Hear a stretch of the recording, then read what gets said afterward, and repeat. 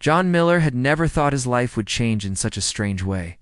He was a simple man, living alone on his small piece of farmland in Kansas. Every morning he woke up before sunrise, fed his animals, and worked in the fields until the sun went down. His hands were rough from years of work, his clothes were always dusty, and his old pickup truck was his only companion. Life wasn't easy, but John was content. He liked the quiet. He liked the routine. One cold morning, as John was finishing his breakfast, he heard the sound of a car coming up his long dirt driveway. That was unusual. Hardly anyone came to visit him. The car stopped, and a man in a suit stepped out, holding a leather briefcase. John wiped his hands on a towel and walked outside to meet him. "Mr. Miller," the man asked politely. "Yes, that's me," John said, unsure what this was about. "My name is David Harris. I'm a lawyer from the city. I'm here regarding the estate of your late uncle, Thomas Miller." The name sounded familiar, but distant, like a faint memory. His uncle Thomas had been his father's older brother, a man who left town when John was just a child. People said he had gone a bit strange living alone on some ranch far away from everyone, building things and talking about big ideas that no one understood. No one had heard from him in years. "I'm sorry to inform you," the lawyer continued, "that your uncle passed away last month. You've been listed as the sole heir to his property." John stood there in silence. Inheriting property sounded like something that happened in movies, not in his life. "His property?" he asked slowly. "You mean that old ranch of his?" "Yes," the lawyer nodded. "The Miller Ranch. It's been untouched for over 30 years. The place is, well, forgotten. But it's legally yours now." The lawyer handed him a folder full of papers to sign.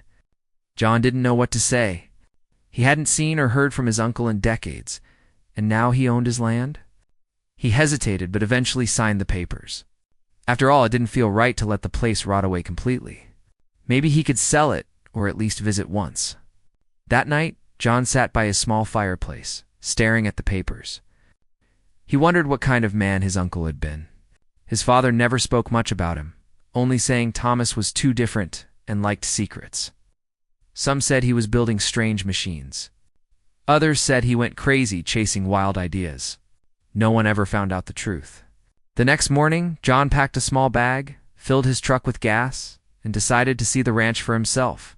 It was a long drive across empty highways and dusty backroads. The further he went, the fewer signs of life he saw. The sky stretched endlessly. The wind carried the scent of dry earth. Old wooden fences lined the road, broken and forgotten. After several hours, John finally saw a faded sign by the side of the road. "Miller Ranch, private property." Letters were barely visible, covered with dirt and rust. The gate hung crooked on one hinge, and tall weeds grew all around. He pushed the gate open, the rusty metal groaning in protest. As he drove in, he saw what time had done to the place. The main house stood in the distance, its roof caved in on one side, paint peeling and windows cracked. The barn loomed nearby, tall and silent, its wooden boards weathered gray. Broken fences surrounded the fields, and the air was filled with the sound of crows. John parked his truck and stepped out.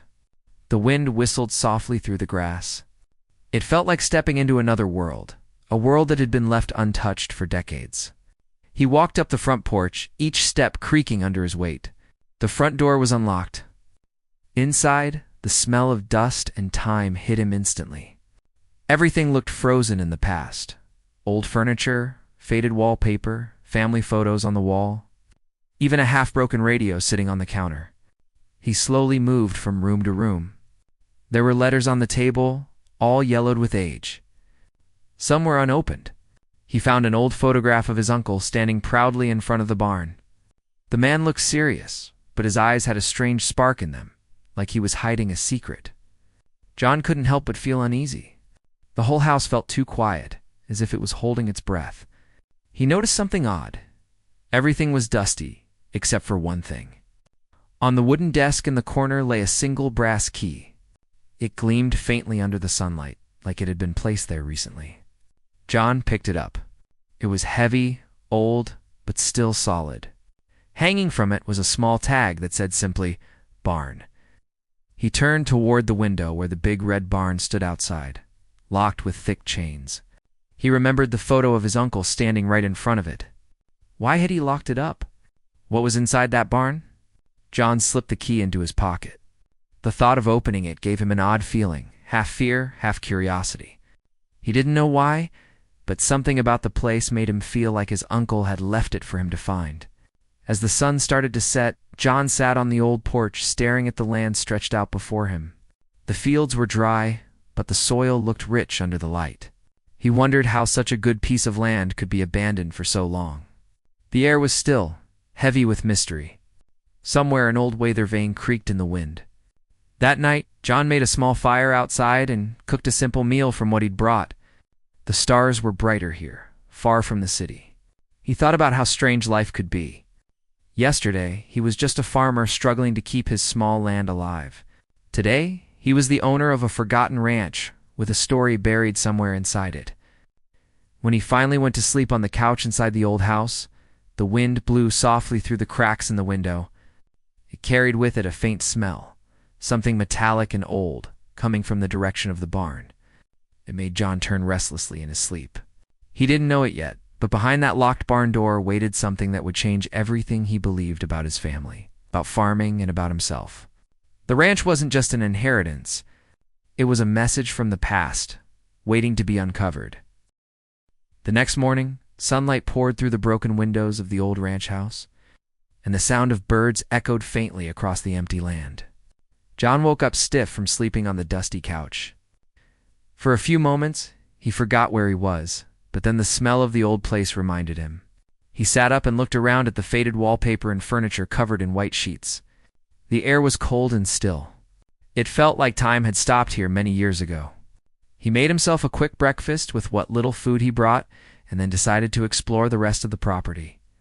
He walked slowly around the house, running his hand along the cracked walls and broken doors. Everything creaked. Every sound seemed louder in the silence. He could almost feel his uncle's presence in the air. There were family photos on the wall, some showing his uncle as a young man standing beside strange machines and metal parts that looked like inventions. One photo caught John's eye. It showed his uncle standing in front of the big red barn, smiling proudly, a set of tools in his hands. Behind him, strange shapes could be seen inside the barn, covered with sheets. That barn. It stood tall and dark at the edge of the field, its large doors locked with a thick chain. Even from here, it seemed to be watching him. John felt drawn to it, the same way he felt drawn to mysteries as a boy. He decided to go there later, but first, he wanted to see the rest of the house. He opened door after door, discovering rooms that hadn't been touched for decades. There was a small library filled with books about science, mechanics, and engineering. A few notebooks were stacked on the desk, but the writing was faded. He found one page where his uncle had scribbled words that made little sense. The key is balance. Energy from the earth itself. John didn't understand what it meant, but it made him more curious. By midday, the sun was bright, and the air outside was warm. John decided it was time to see what was inside the barn. He took the brass key he found yesterday from his pocket and walked toward it. The dry grass crunched under his boots, and the wind picked up dust as he moved. When he reached the large wooden doors, he stopped. The chain around the handles was thick and covered in rust. It looked like it hadn't been touched in years. He ran his fingers along it and noticed strange marks carved into the wood near the lock. Symbols that didn't look like ordinary letters. They looked like circles and lines, drawn with purpose. John frowned. Why would his uncle carve strange symbols on the barn door? He leaned closer and saw that one of the carvings was of a triangle with 3 dots inside it. It looked like some kind of code or warning. He hesitated before using the key. What if something dangerous was inside? What if the old barn was ready to fall apart? But his curiosity was stronger than his fear. He put the key into the padlock, and to his surprise, it turned smoothly, as if it had been waiting for this moment. The lock clicked open. Before opening the door, John took a deep breath. The air smelled like dry wood and old oil. He pulled the heavy doors open with both hands, and the sunlight cut through the darkness inside. For a moment, All he saw was dust floating in the air. Then, as his eyes adjusted, he realized the barn was full of things, old farm equipment. Boxes stacked high and broken tools scattered on the ground. It looked like a normal storage place at first, but something felt different. Everything seemed arranged carefully, like his uncle wanted to hide something important beneath ordinary clutter. John stepped inside slowly, the wooden floor creaking under his boots. The smell of rust and earth filled his nose.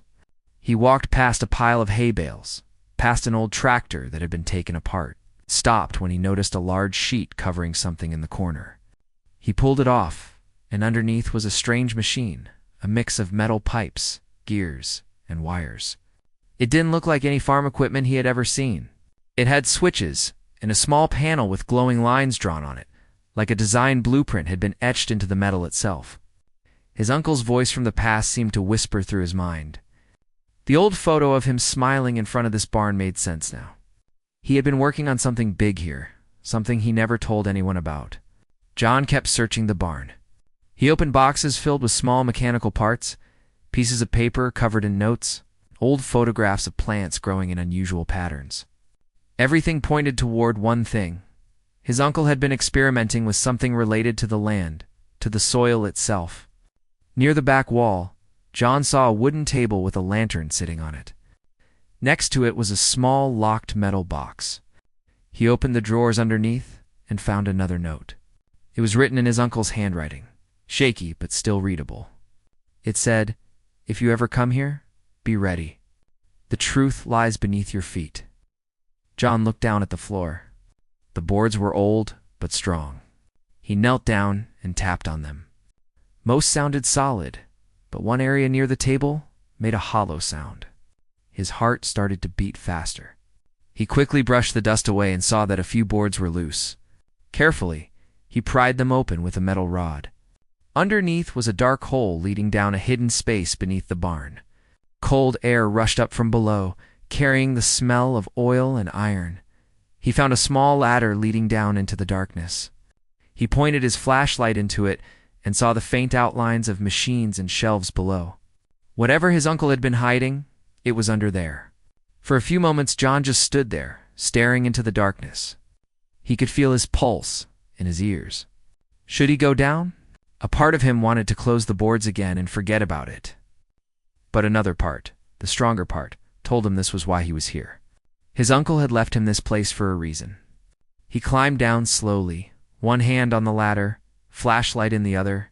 The deeper he went, the colder it became. When his feet touched the ground, he turned the light around and froze. The underground room stretched beneath the entire barn. The walls were lined with shelves filled with books, tools, and glass containers. Strange metal frames stood in the center, connected by wires and pipes. It was like stepping into a hidden laboratory. John's flashlight landed on one table covered with papers. Each page was filled with sketches of the same machine he had seen above, but more detailed. There were notes written in his uncle's handwriting about energy balance, self-sustaining ecosystems, and farming beyond limits. John realized his uncle hadn't gone mad like people said. He had been working on something far ahead of its time, something powerful enough to change how people farm forever. He stood there, surrounded by the quiet hum of the machines, feeling both awe and confusion. What had his uncle discovered here? Why had he kept it hidden? The more he looked around, the more he felt the truth was close, but also dangerous. As he climbed back up to the barn, the evening light was fading. He locked the barn again, this time carefully. He didn't know what exactly he had found, but deep inside he knew this was only the beginning. Something inside that barn would soon change everything he thought he knew about farming, family, and his uncle's mysterious past. The next morning, John woke up with one thought in his mind: the hidden room under the barn. He could barely sleep the night before. Every time he closed his eyes, he saw those strange machines, those blueprints, and his uncle's handwriting whispering from the past. It didn't feel like an ordinary discovery. It felt like he had stepped into a secret meant only for him. The air was cool and quiet when he walked out of the old ranch house. Mist covered the fields, and the barn stood tall in the soft light, looking both peaceful and mysterious. John took a deep breath, grabbed his flashlight, and headed straight toward it. His boots crunched over the dirt, and every step made him more nervous.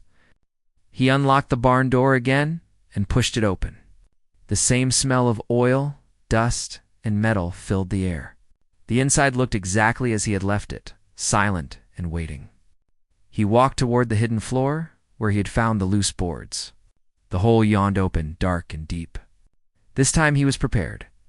He carried a small toolbox, a notebook, and a bottle of water.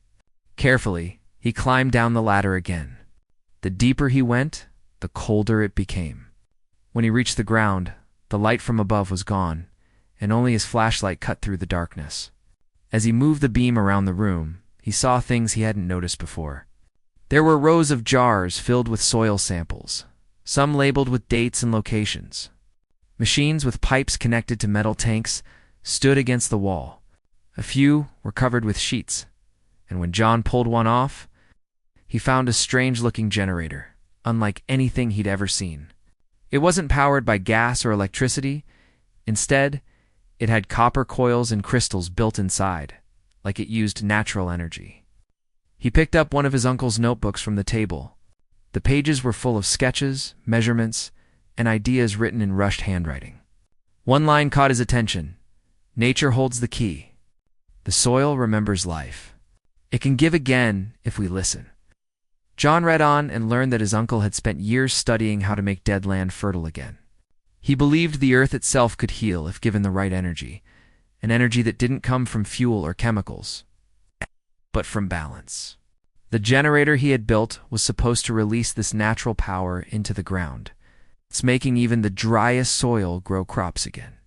John sat down, flipping through the journals one after another. They told a story not just about science, but about a man who had been rejected. His uncle had tried to share his invention with companies and the government, but no one believed him. They called him crazy, a dreamer. Some even tried to steal his designs. That's when he disappeared from the world and came here to this hidden ranch to protect his life's work. The deeper John read, the more he understood his uncle. The man wasn't insane. He was ahead of his time. Every page showed passion and brilliance and loneliness. His uncle had written one note that made John pause. It said, "One day, someone will find this.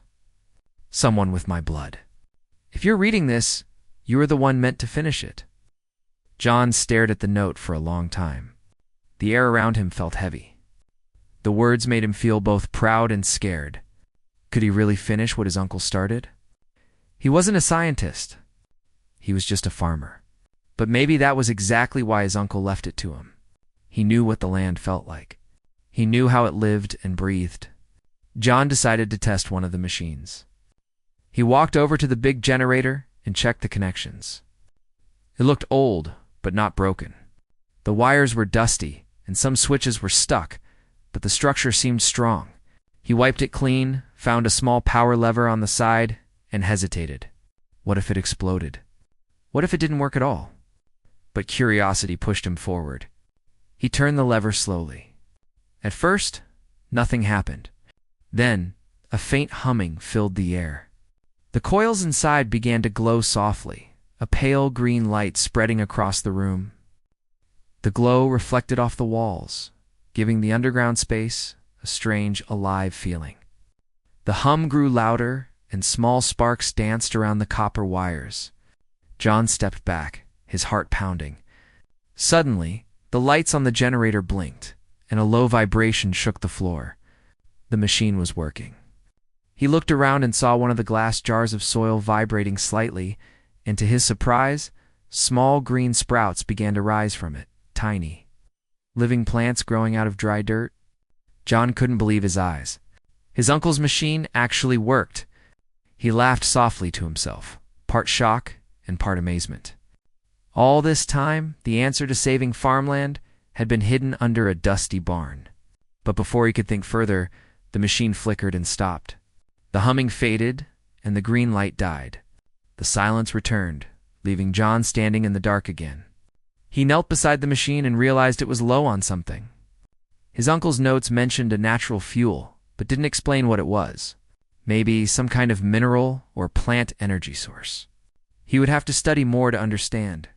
Still, what he saw was enough to convince him that this wasn't just an invention, it was a revolution waiting to happen. John stayed in that underground room for hours, reading, taking notes, and cleaning the space. He wanted to bring life back to the land just like his uncle dreamed. He even found a small photograph of his uncle standing beside the same machine, smiling proudly, the fields behind him full of green crops. It looked like he had succeeded once, at least for a while. When John finally climbed back up, the sun was already setting outside. The sky burned orange and pink, casting long shadows across the ranch. He stood in the doorway of the barn, looking at the land stretching far and wide. He imagined what it would look like covered in green again, the soil alive and full of crops. But then he noticed something strange. Near the corner of the field, the ground looked disturbed, as if someone had dug there long ago. He walked closer and found an old metal plate buried under the dirt. It had the same strange symbol that was carved on the barn door, the triangle with 3 dots inside. It seemed to mark something, but what? He brushed off the dirt, but it didn't reveal anything more. That night, John couldn't sleep again. The image of the glowing machine and the growing sprouts played over and over in his mind. His uncle had created something that could change everything, and maybe that's why he hid it. Maybe people had tried to take it from him, and he buried it here to keep it safe. As the wind blew softly through the broken windows, John whispered to himself, "I'll finish it. Uncle, I'll make it work again." He didn't know how or where to begin. But he knew one thing. He couldn't walk away now. The secret inside that barn had given him a new purpose. The Forgotten Ranch was no longer just an inheritance. It was a second chance for him, for his uncle's dream, and maybe even for the world. John woke up early the next day with new energy. The excitement from what he had seen in the barn still filled his mind. Those tiny green sprouts growing from dry soil, they proved that his uncle's invention was real. The thought of it kept running through his head. His uncle had discovered a way to make dead land come alive again. But how did he do it? And why did he hide it all these years? The morning sun was soft, the air cool and clean. John made himself a cup of coffee and sat on the old porch, staring at the fields. The land around the ranch looked hopeless, dry, cracked, and empty. No farmer would think it could grow anything again. But John now knew there was hope hidden under that barn. He couldn't let this secret die again. He had to understand it, no matter how long it took. He went back inside the barn, pushing open the heavy door as sunlight broke through the cracks in the wood. Dust floated like tiny stars in the air. The smell of rust and oil greeted him again, but now it felt familiar, almost comforting. He climbed down the ladder into the underground room and turned on his flashlight. The quiet hum of machines filled the space again, a low echo from the past.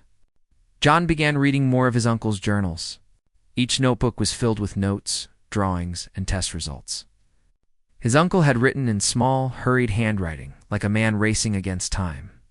The words spoke of failure after failure, machines breaking down, experiments going wrong, and sleepless nights. But between all the frustration, there was hope. One page caught John's eye. It was dated almost 35 years ago. The words said, "They came for it. I told them no. They want control, not growth. I will hide it here, far away from their greed. The world isn't ready for balance." John paused. They came for it? Who were they? Was his uncle talking about some company or the government? He turned a few more pages and found small clippings from old newspapers glued inside. The articles talked about a scientist named Thomas Miller, who once worked on a secret agricultural project. The project was shut down suddenly, and Thomas disappeared soon after. The article said he had gone missing after a disagreement over research rights. Now it made sense. John's uncle hadn't run away because he was crazy. He had been protecting something powerful. His invention could make deserts bloom, save dying lands, and feed millions. But people in power wanted to own it, use it for money or control. So he hid it here, buried in silence, waiting for someone who would use it right. John felt anger and admiration mix inside him. His uncle had been a hero in his own quiet way. He sacrificed his name and his life's work to keep it safe. Now it was up to John to finish what he started. He looked at the generator again, the one that had briefly worked the day before. It was dusty, but strong, full of potential. John decided to repair it fully. He started cleaning the parts, replacing broken wires, and studying the sketches to understand how everything connected. Hours passed as he worked. He wasn't a scientist, but his farming experience helped him understand the basics: how energy, soil, and growth were connected. His uncle's notes said that the machine drew natural energy from the ground and air, amplifying it to feed the soil. When John wiped off the dirt from one side of the generator, he noticed something new: a small metal panel with strange symbols etched into it. The same triangle and 3 dots he had seen before. Below it was a small slot, as if something had to be inserted there. He searched the shelves and found a wooden box with a warning written on top: "Handle with care." Inside the box was a small crystal, glowing faintly with a greenish hue. It looked alive, pulsing softly like a heartbeat. The air around it felt warmer. John realized this must be the energy source his uncle mentioned, the heart of the machine. Carefully, he placed the crystal into the slot. The machine gave a low hum, then a light flickered on its surface. He stepped back, watching with wide eyes as the whole generator came to life again. The glow grew stronger, filling the underground room with light. The air felt charged, alive. Small bits of dust began to swirl around as if caught in invisible wind. John heard a soft humming sound rising from the floor.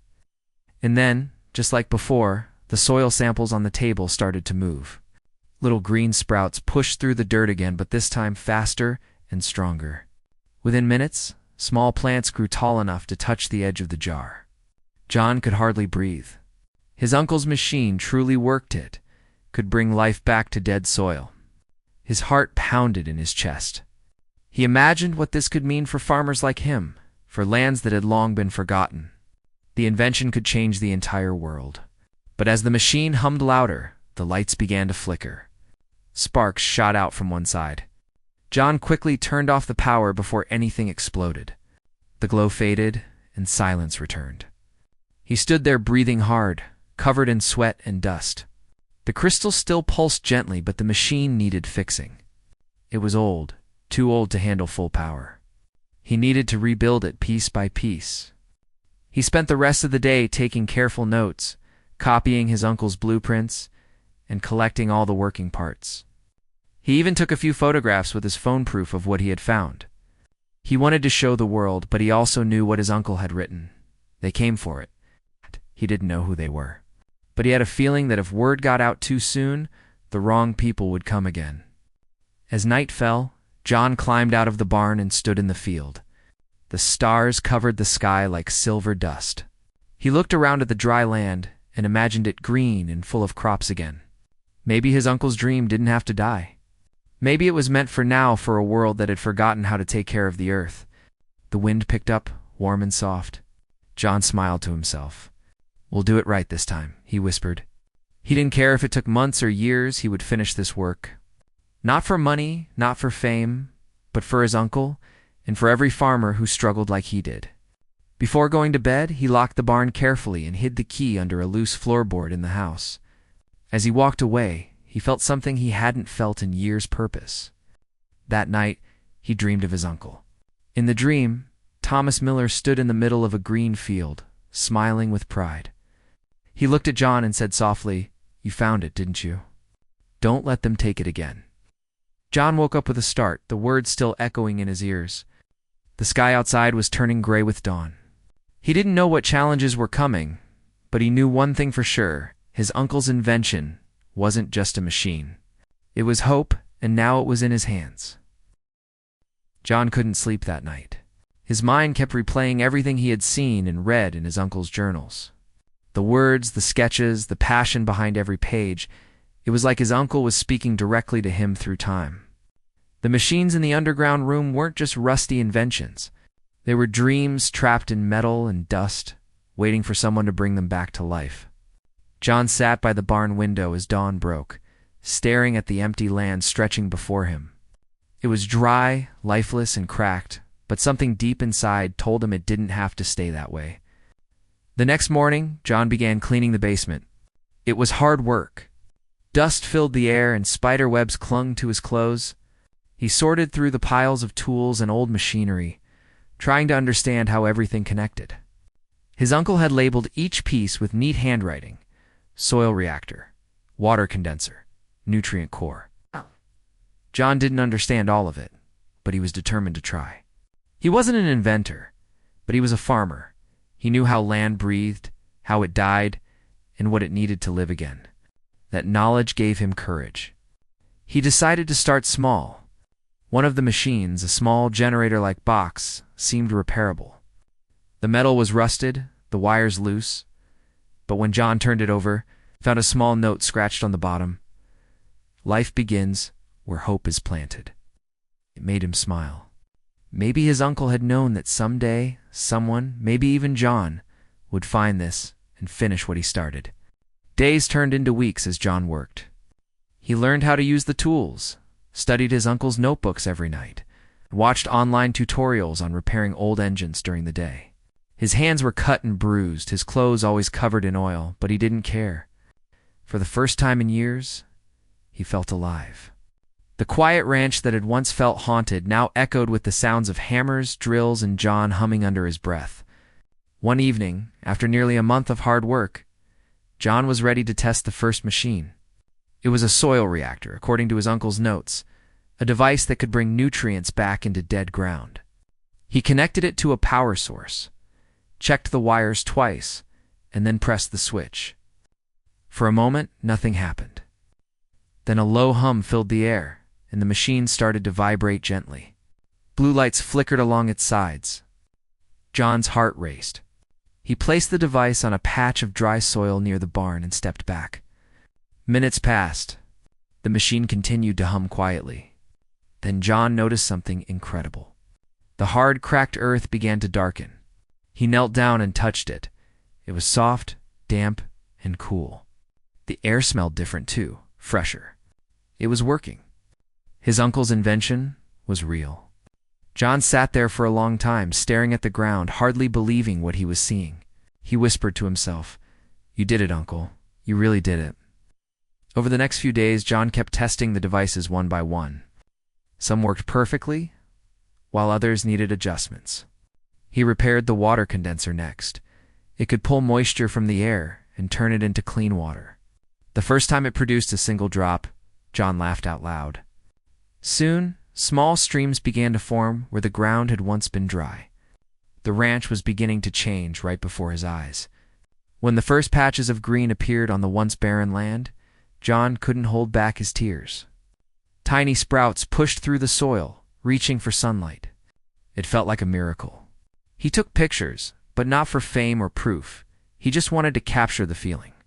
Every blade of grass, every small flower that grew felt like a message from his uncle saying, "Keep going." Word began to spread when a neighbor stopped by. The old man, Mr. Harris, had come to check on John, thinking he was lonely. When he saw the green fields and running water, his mouth fell open. "What in the world are you doing out here, son?" he asked.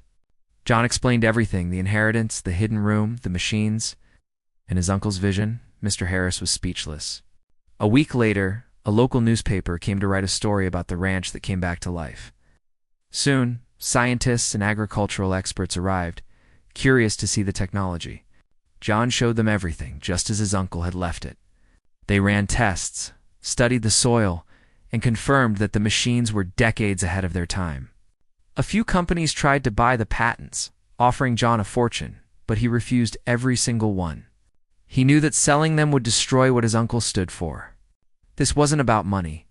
It was about giving life back to the land, about hope. John began helping nearby farmers restore their fields, using his uncle's designs. Within months, struggling farms started to recover. The once dry valley turned green again. The people called it the miracle of Miller Ranch. Oh, but John always corrected them gently. "It's not my miracle," he said. "It's my uncle's dream." Every morning, he would walk to the barn and place his hand on the door, now freshly painted and strong again. Inside, he had built a small workshop where he continued to improve the machines. On the wall hung a framed photo of his uncle, smiling, proud, and full of life. John often talked to him as he worked, saying things like, "You'd be happy to see this old man, or your dreams alive again. As the years went by, the ranch became a center for innovation. Young farmers came to learn how to use the machines and rebuild their lands. John shared every detail freely, just as his uncle would have wanted. He never forgot the day he first opened that barn door. It had seemed like just an old building hiding forgotten tools, but in truth, it was a doorway to a better future. One evening, as the sun set over the now green fields, John sat on the porch with a cup of coffee. The sky burned orange and the air was filled with the soft sound of wind moving through grass. He thought about how everything had started: a letter, a rusty key, and a mysterious barn. He smiled to himself. "Funny how life works," he whispered. "Sometimes the things we inherit aren't just land or money. Sometimes we inherit dreams." In that quiet moment, surrounded by the life his uncle's vision had created, John felt something deep and peaceful inside him. The ranch wasn't forgotten anymore. It was alive, and so was he.